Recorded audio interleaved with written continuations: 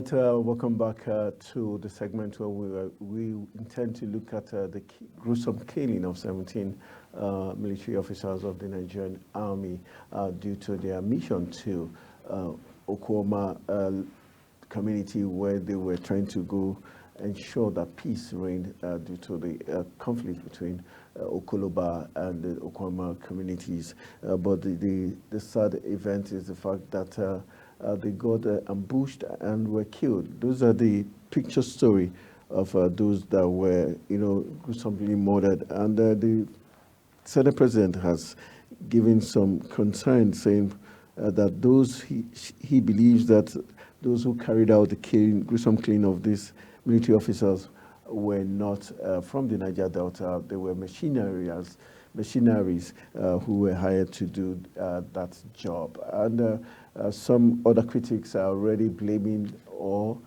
casting aspersions on the Senate President for the comments he made. If we remember very well, the issues of the military and communities in Nigeria, Zaki Biam, and also the Odi incident had made Nigerians, communities in Nigeria very wary of any form of attack on the military. So for this to have occurred in Delta State for many years, none of such incidences had occurred.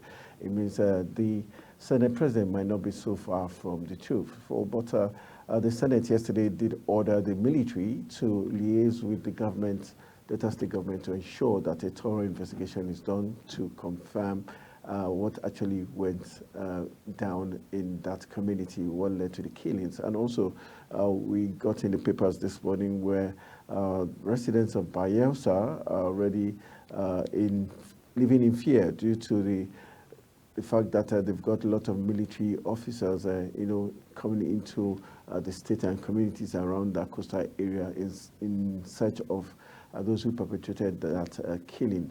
The big question is, hopefully, the Nigerian Army or the military would not be arresting the wrong or innocent citizens in the bid just to, get a revenge for the killings of 17 personnel.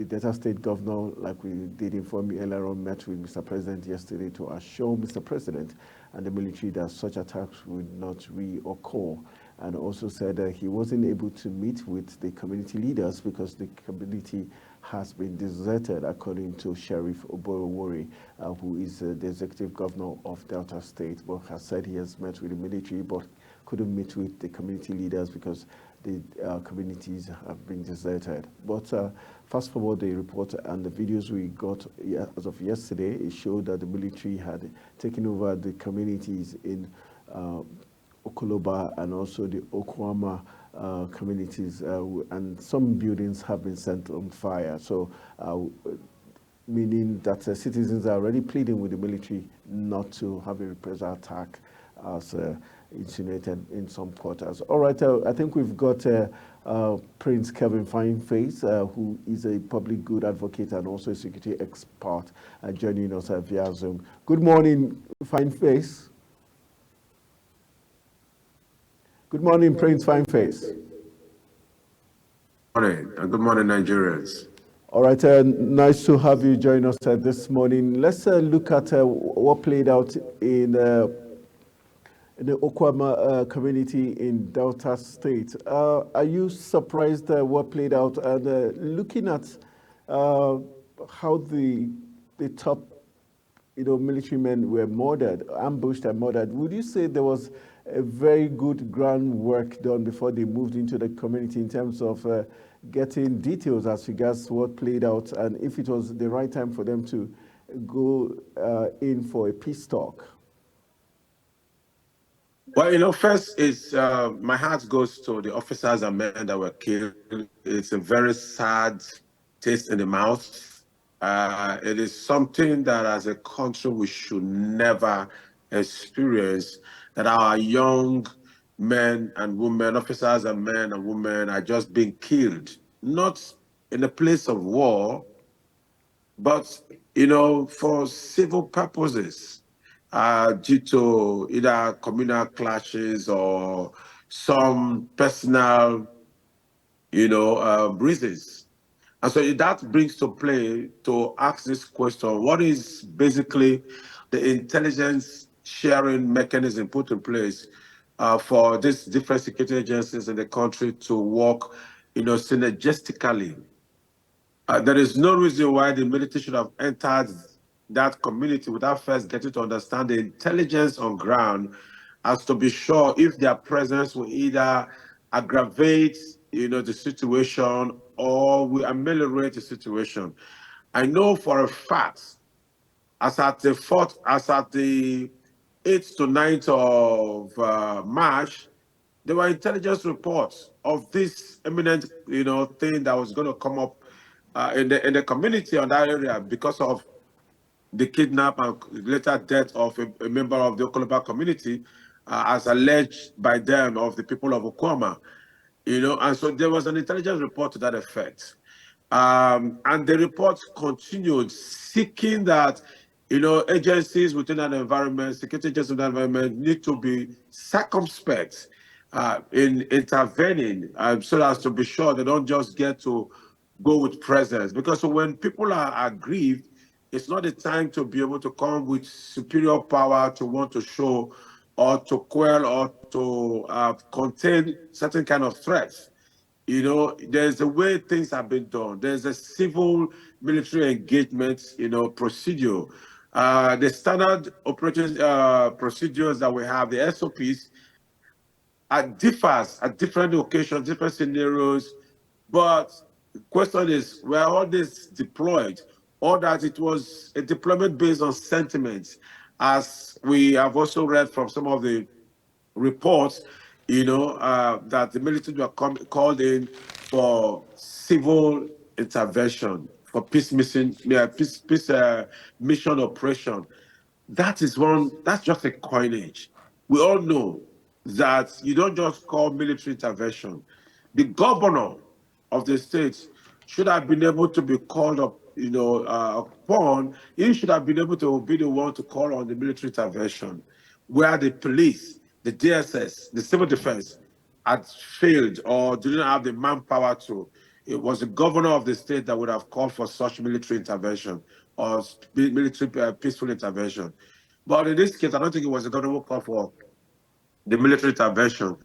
It could be someone who had, the capacity to connect with those in the authority within that environment, and probably mobilized, the officers and men, and who had innocently obeyed the instructions or the command and had gone to be killed in such heinous manner.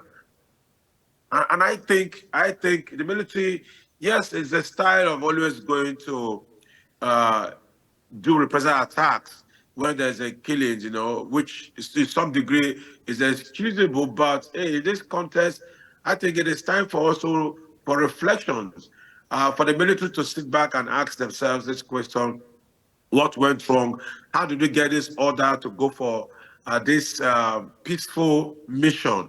Who gave the order, or from what intelligence that came from? If they go through their own books and go through the processes, they'll be able to have that reflection to ask, okay, it is now time for us to get the right intelligence as to know who and who were involved in the killings, the youth involved in the killings. Was it also community backed? Were the community elders, they did support? Were these killings done because the people were afraid that they were coming to be attacked by the military, to be overpowered from the other side? Was it that the military came in as a result of the vision of the other community because of contacts or connections? These are questions that need to be asked before actions can be taken. All right. Because if we rush into this whole thing, it will become a vicious circle, All right. and it cannot be excused. All right. The Senate president did say that he believes that the people who perpetrated these killings are not from the Niger Delta, that he feels they are machineries that were, imported to do this hatchet job, and so put chaos in the Niger Delta. My question to you is, do you agree with him? Then secondly, the fact that we had top military officers going in for such a mission, doesn't he feel like probably there was an interest to be protected? That's why you have a series of those top men going rather than the younger cadet going for such and emissions? Yeah, let me start from the last one you just said. I mentioned it. I said, we need to be able to investigate to know where the order came from. The governor of the state should have been the one to call for such kind of military intervention when there's that situation that overpowers or overwhelms the police, who are basically in charge of law and order. There's a DSS there that also helps in intelligence gathering. You have the civil defense, who in some cases also, helps in quelling such kind of situation. If it was a mere community clash, then of course the police will. There are ways that this thing can be resolved. First thing first is to get the right intelligence, and second is to be able to invite key stakeholders for a peace parley. Then you address the situation. If there's a case of death, then that can be addressed. You will need to find out how that death occurred, those involved prosecuted, so as to be able to help the other parties to see justice being served. But you see, when justice is not being served or seem to be served, the other parties can decide to take laws into their hands to also have a one-on-one thing, which is that to say compensate for the death that has occurred. Now we talked about the Senate President's comment. The question I want to ask Senate President, if he said that were imported mercenaries, then you need to be able to tell us who imported them. When did they get into that environment? Why were they imported into that environment? I think the Senate President, with all due respect, was only trying to downplay the issue in order not to escalate it beyond what is actually going on. And like we saw with the unknown gunmen in the east, or that we'll call them bandits in the north central, northwest, and the terrorists in the northeast, those appellations are oftentimes given as a way to either deceive the general public or to downplay the extent of damage or the security risk that is along with these people. Truth be told, this thing is not something that is out of place. What has taken place is not out of place. But if I need to act like the devil's advocate here, there are questions that I might be, posed as I might throw up there, which is the fact that was it that as the military were coming, the commanding officer, but that's more like getting a platoon out of that place. If it's going to be involved in such operation, was it from the military high command that was done, or it was from a connection based on contact persons? Was the governor informed? Was it a decision that fell out of a joint task force situation that this, based on the security report, they believe that it was the military that can go and intervene in this situation to quell the issue, or it was something that was done out of one person's personal interest, would have military connection, decide to use it, and the other parties now believe that the military is coming to invade and to destroy them, to overpower them, and decide to arm themselves to withstand the military invasion. These are questions you must ask. I don't want to go with all of the things I've read and it's but see key questions. So I would suggest, a commission be set up, a panel of inquiry be done so as to get to the roots of this matter. Because it's important. Things like this can escalate to other communities. When there is a boundary issue, it oftentimes shows it's not something that just happened, just like that. It's probably an age-long thing. And that is why the National Boundary Commission needs to be able to get into action to do the right thing that needs to be done. There are historical landmarks in every community that borders on both communities. Even in families, there are historical landmarks that are always there. We can always get to the roots of these things. Don't forget there are two different language-speaking people, so there's always the possibility of wanting to have territorial control, especially for economic benefits. And there's room for reconciliation. There's room for conciliation. There's room for mediation to take place as to bring a lasting peace within that environment. Okay. But that must be done with circumspect. All right, let's look at the fact that right now the army is on a manhunt of the killers. Are there indicators or things, factors or clear key things that they could use in identifying those who carried out this attack or these killings, so that they do not go ahead to arrest innocent people or people that they just suspect or feel they are part of it, but not necessarily part of it? Because people in Bayelsa are already crying foul the invasion of the military in their communities. How do you see this panning out?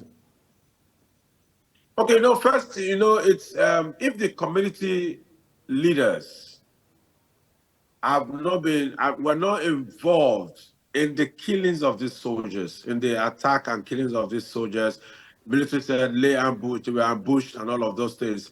If the community members are not involved, the community members through their own local intelligence can tell who are those involved and will willingly hand over these perpetrators to the military authorities and to the government to take necessary legal actions and bring them to book. But if they're involved, they want to protect their own and go into denial, and the gaslighting thing that will come in, the propagandas will come in. And so the military on our part also need to be very careful in the approach with which they want to go get the perpetrators. So which means the military need to send in their own intelligence team and also work pari passu with the other security agencies on ground, especially the DSS, to gather the right intelligence. Because those who have done these things are not invisible men that did these things, or invisible youth, in quote, as I want to call them. There are people who have names and places and who might be known or known by the community or other people who in some ways also must have bragged about their actions, what they have done. Because when people carry out things like this, they don't just keep quiet. They must have bragged about it either in the beer parlor or some places or all of that. It is the best time to gather the right intelligence so as to quietly pick these men one after the other and bring them to book. Get the right intelligence. When you do, this random arrest, some cases, yes, you might have one or two persons who might confess. And in other cases, you might also have people who might also confess wrongly just because they were either afraid or they want to put other persons in trouble. And even if you call for informant, it's also the time for the military or the government to also open, an informant box so that people can really pass out information that can be processed to get the right intelligence. And you create, incentives around these things to have willingness to come and report. But you see, a community that has already been in a situation of war will always do anything possible to protect their interests. And that is where the failure of government comes into play. Because if the government had intervened and had done the right thing to ensure that the boundaries are clearly marked, they create a situation where both communities can easily and willingly work together for the common good of their people, then there won't be need for any clash to take place. What happens to the local government chairman in those local governments? What happened to the principal officers in those areas? How did they intervene when this happened? And what did they do? What happens to the community leaders? What happened to the kings and the youth leaders and the liaison officers, the community liaison officers? What happened to those people? These mechanisms are already there in place that have been related with the government. You see, they only use them when it comes to election for wrong reasons. They should have been deployed. The stakeholders would have been called upon once this started brewing up at the early stage. When the first kidnap situation took place, resulting to the death, the second kidnap situation that took place as a counter-attack, all of those things should have been actually stopped because the intelligence was already there from the beginning.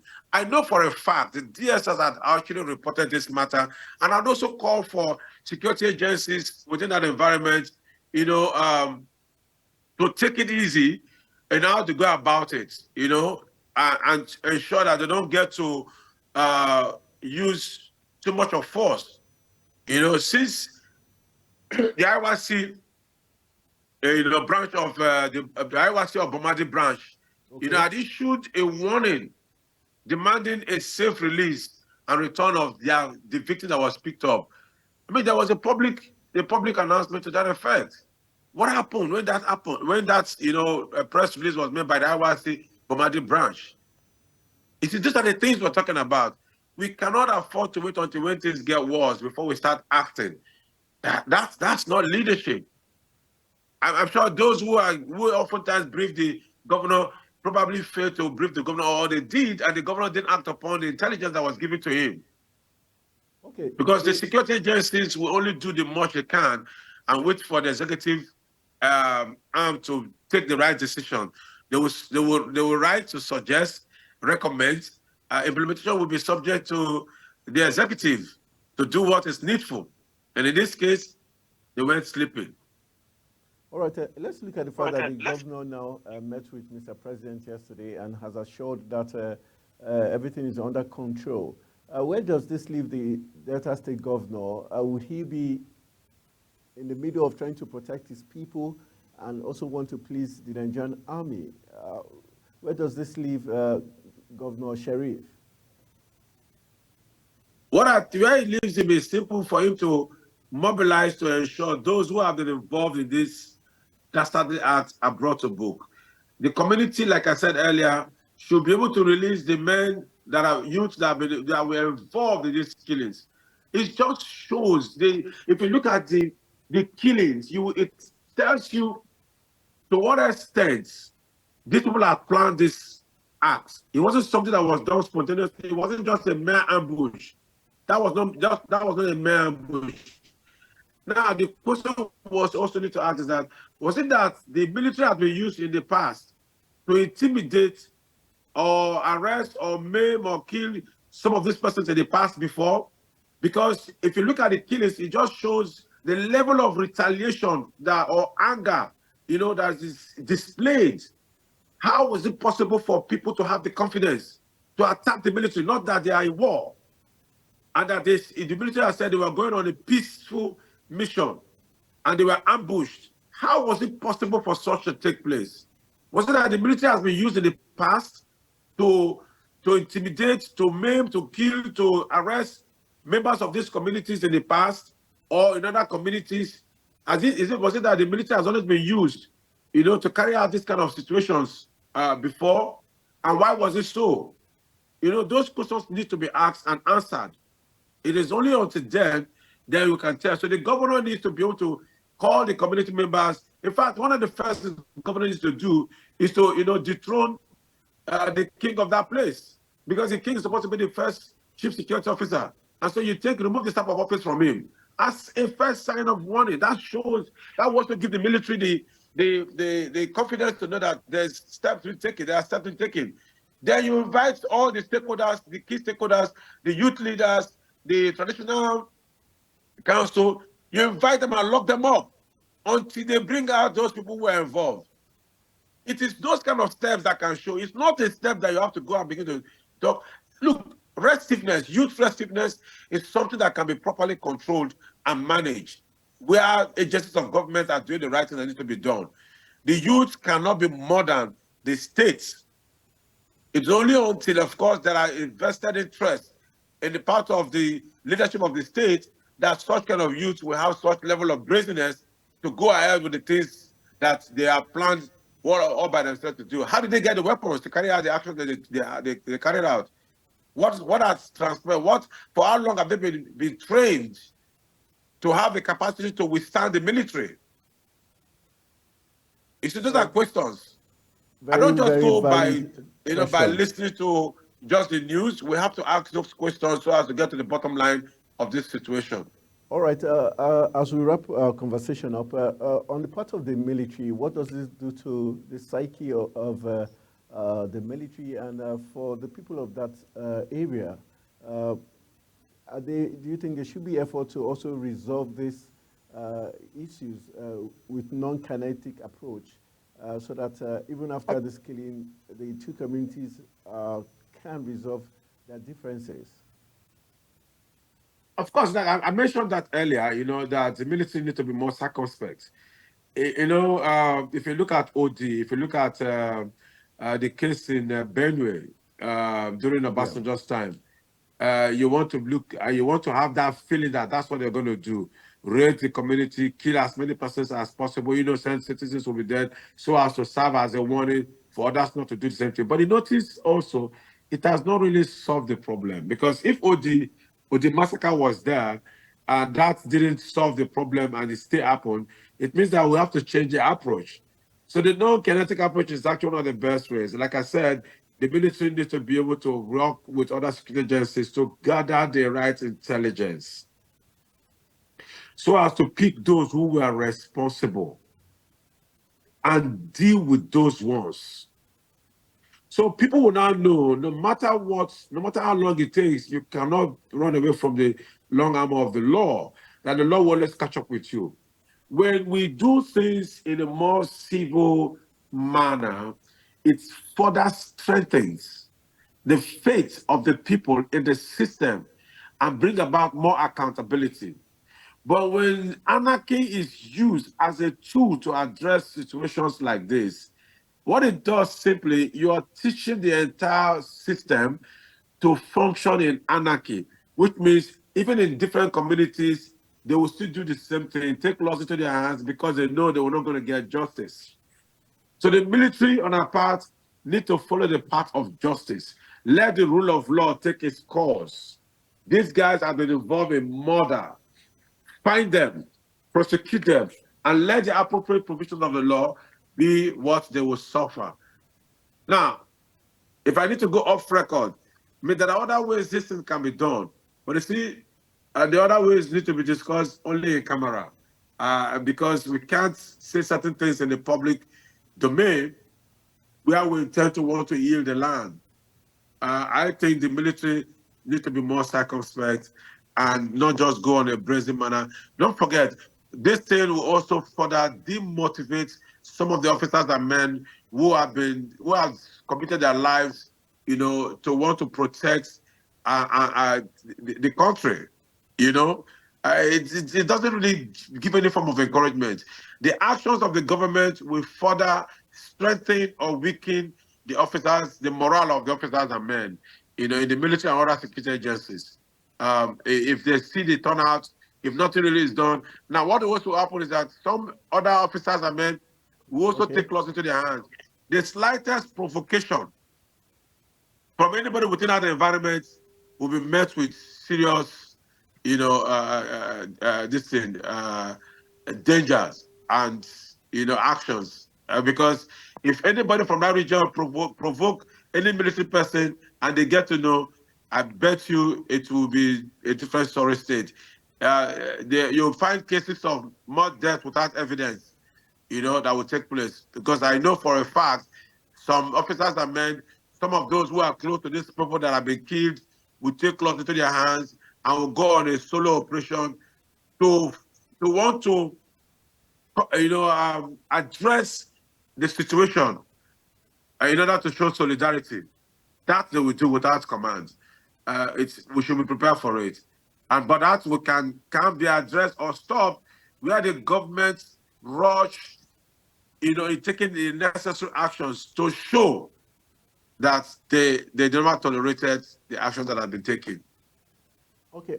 Finally, in terms of compensation, should there be compensation for the slain soldiers and their family members, or should it be across board for even the community? That's dole. It's a mandatory requirement. These men, officers and men died in active duty. The question, or what we should be also looking at, is as much as there should be compensation, there also should be punishment. Whoever has given this command without the appropriate authority should be punished.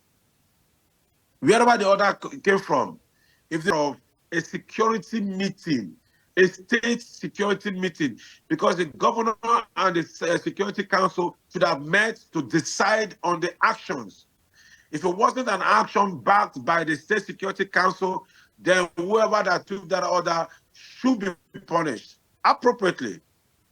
Then your officers and men are well compensated, their families are well compensated for the deaths, and what that will result to these members of their families, because they are all breadwinners. And yes, there will be provision in the security, in their insurance scheme, probably, but beyond the insurance scheme, they must be adequately compensated. The children of these officers and men should be taken care of to a university level, scholarship given to university level, not lip service, to university level. Such actions will further motivate the remaining ones in the barracks or at the different establishments. All right. There's some people did raise the issue of the international oil companies, if they had any role in this dispute between these two communities, and if the soldiers had any affiliation or link with any of the international oil companies that were in that community. Do you think this probe should go that wide? Of course, yes. The international oil companies have always, to the best of my knowledge, since I started getting to know much about them, has always operated and successfully done so through divide and rule. They have access to key persons in government. They have access to security. They can call at the beck and call, under the guise of protecting national assets. A lot of these deployments are done personally, not from operational standpoint, but personally, based on the interest that be and the profit that goes to some persons. They pay heavily. The oil companies pay heavily to have these guys on ground. They give incentives to the officers and men on ground, but they pay heavily to some persons, that oversees these officers and men. And so that's why the command comes in, necessarily without following due process. I still reiterate my point. If the order that was given was not from the State Security Council, then those involved should be punished accordingly. It's important we get to look at these things from that angle. And it's also high time as a nation we stopped this aspect of irregular deployment of security personnel to protect government establishment. There should be a clearly well-stated standard operations procedures. We cannot continue to be doing things in the manner in which we should do it. Oh, we need military, yeah, bring military, they come and bring military. No, there should be a standard SOP so that will be deployed, that we use to deploy officers and men to economic establishments of national interest and state interest. There must be a standard operating procedure for such kind of things. So the oil companies are complicit. If you want me to put it that way, they are very complicit in this thing. Their interest is what they want to protect. They oftentimes are the cause of these problems. They don't get to wait for communities to resolve, boundary communities to resolve situations. They oftentimes finance both parties to fight. In my community, I'm from Kola. Kola is an agricultural local government of River State. We have oil wells and flow stations, within my zone. What I've always seen that has happened, the oil companies from Shell to Chevron and to the other oil companies that are current oil companies, even the new oil companies, Belimo Oil and what they call them now, Aito, and all of them, they all divide and rule these people. Because that's the only way they can continue with stealing the oil and making the money they'll make and degrade the environment and destroy the community's psyche and destroy how these communities survive, either farming or fishing or the agrarian areas. They just find a way to do that and get them dependent on settlements and invitation for peace palais, so that they put them in hotels, give them money for transport and feed them, and that's it. They go back and business continues as usual. All and right. over time, these people use that opportunity to start looking for trouble, either blow the pipelines to get compensation or fight to get compensation and all of those things. So yes, they are involved. All right, let's look at the issue of because in some report it's been said that the Ijaw Youth Council, the rift was actually between the Ijaw Youth Council, the Jaws and the Urobos on the other end of it.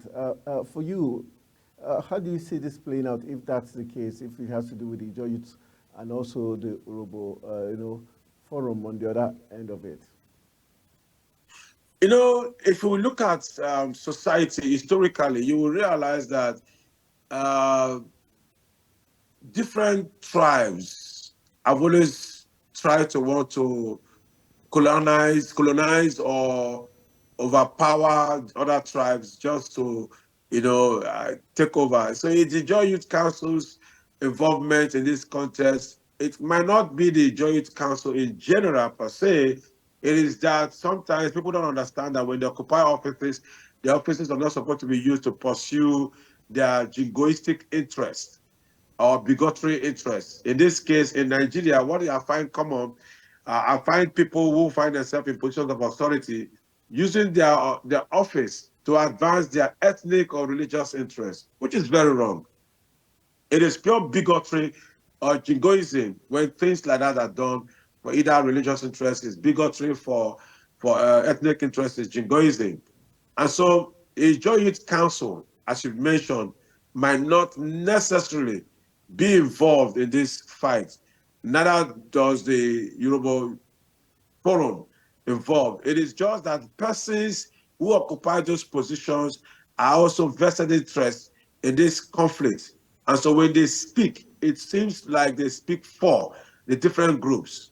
I know for sure that the leadership of those groups don't fight, between and amongst themselves. It is just that the persons at the lower ranks, oftentimes want to express themselves as a sign of warning and making it look like a clannish or ethnic war, or the Robo and the George, or the Sekiris and the Robos. Those battles have always been there in time past, but society had evolved and things have changed. The communities, these ethnic groups have intermarried and are living so well and so happily so. But it's not necessarily that the Joint Youth Council and the Robo Forum are actually the cause of these clashes. It is just persons based on economic interests, pursuing those interests, and have expanded it to this other reach, making it look like a tribal war. Okay, thank you for your time and thank you for your analysis of the situation in Delta State. And our heart goes out to the families of the slain military officers in Delta State. We've been talking to one of Nigeria's finest public good advocate in the person of Prince Kevin Fineface, who is also a security expert. Thank you for your very grand analysis of the situation. I want to say thank you very much and enjoy the rest of your day. My pleasure. Thank you, and God bless you. My heart goes to the officers and men that have been killed, and I just hope that the leadership will be called to answer. If in a Senate climb, somebody should have resigned by now, But hey, for you, don't we finish the conversation? But you just touched on something, talking about resignation. Do you see that ever happening when it comes to the Nigerian military, especially those who are supposed to be in charge of those calling the shots for whatever had played out in Delta State? Should he be? No, I don't think anybody will Delta, resign because nobody has a moral basis to resign. They go with the brazenness to get away with everything because of the type of leadership we have. So it's sorry state situation, All right, thank you very much. Enjoy the rest of your day. All right, that's how we're going to thank you very wrap much on that discourse as regards what played out in Delta State, the killing of 17 soldiers by the irritated youth of Okuma community in Ugeli South local government area of Delta State. We'll go for a very quick break. Hopefully, if all things have been equal, we should be talking to the president of SANU in the person of Mohammed Haruna. And but if he's not available, then we would also be giving you one more slice of entertainment before we call it a wrap on Global Morning. Stay with us.